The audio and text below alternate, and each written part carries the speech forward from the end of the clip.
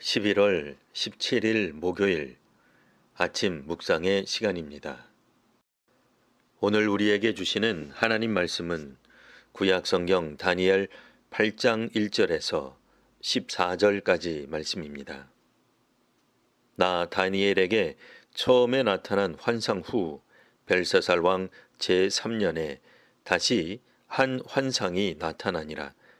내가 환상을 보았는데 내가 그것을 볼 때에 내 몸은 엘람 지방 수산성에 있었고 내가 환상을 보기는 올레 강변에서이니라.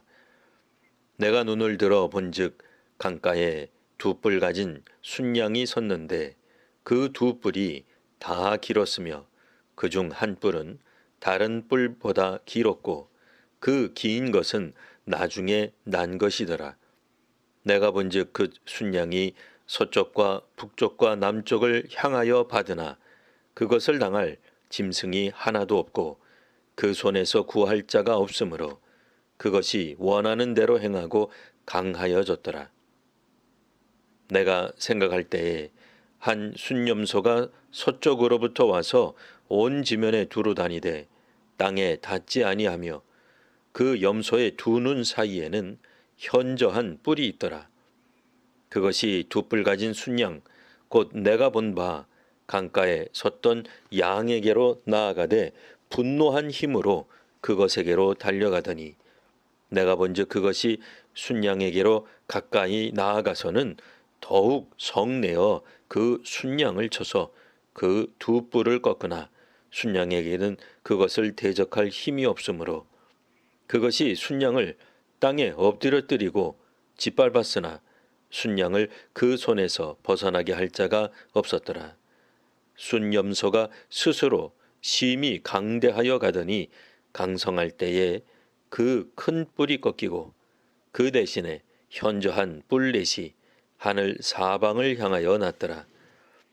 그중 한 뿔에서 또 작은 뿔 하나가 나서 남쪽과 동쪽과 또 영화로운 땅을 향하여 심히 커지더니 그것이 하늘 군대에 미칠 만큼 커져서 그 군대와 별들 중에 몇을 땅에 떨어뜨리고 그것들을 짓밟고 또 스스로 높아져서 군대의 주제를 대적하며 그에게 매일 드리는 제사를 없애버렸고 그의 성소를 헐었으며 그의 악으로 말미암아 백성이 매일 드리는 제사가 넘긴 바 되었고 그것이 또 진리를 땅에 던지며 자의로 행하여 형통하였더라.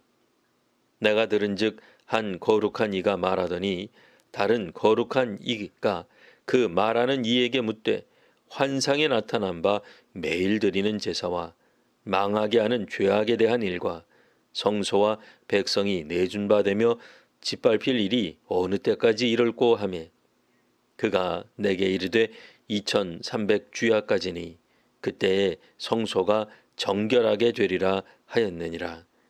아멘. 다니엘은 벨사살 왕이 다스리던 제3년에 다시 환상을 보게 됩니다. 두 번째 환상을 본 장소는 엘람 지방 수산성의 을레 강가입니다. 수산성은 엘람 왕국의 수도로 바사의 도성입니다. 그러니 바벨론 신하로 활동했던 다니엘이 엘람 왕국 수도에 직접 방문했던지 또는 꿈 내용일 수도 있습니다. 다니엘이 직접 방문을 했다면 이번 두 번째 환상은 강가에서 환상을 보았다 할 수 있습니다. 그런 점에서 환상은 꼭 꿈을 통해서만 보는 것은 아닙니다. 다니엘은 이번 환상에서 먼저 두 뿔을 가진 순양을 봅니다. 두 뿔 중 나중에 난 것이 더 길었습니다. 그 순양은 동쪽을 제외한 나머지 세 방향을 향하여 들이받았는데 그것을 당할 짐승이 하나도 없었습니다. 그 순양은 원하는 대로 행하고 강하여졌습니다. 이번 환상에서 나오는 두 뿔 가진 순양은 메대와 바사를 뜻합니다. 메대와 바사 왕국은 바벨론을 대적할 때 연합하였으나 세월이 지나 메대를 무력으로 통합한 바사가 다스리게 됩니다. 다니엘이 이번에 본 환상에서 두 번째로 등장하는 짐승은 큰 뿔 가진 순념소입니다. 환상에서 등장하는 순념소는 순양을 완전히 제압합니다. 두 뿔 가진 순양은 큰 뿔 가진 순념소의 공격에 대적하지 못합니다. 이제 세상은 큰 뿔 가진 순념소가 차지하게 됩니다. 순념소는 스스로 힘이 강대해집니다. 그러다가 어느 날 큰 뿔이 꺾이고 대신 현저한 뿔 넷이 생깁니다. 성경학자들은 여기서 나오는 큰 뿔은 그리스의 알렉산더 대왕으로 봅니다. 역사적으로 그리스는 알렉산더 시대에 엄청난 영토를 점령한 대제국이 됩니다. 그런데 알렉산더가 33이란 젊은 나이로 후계자를 정하지 못하고 죽자 나라는 넷으로 나뉘어 통치하게 됩니다.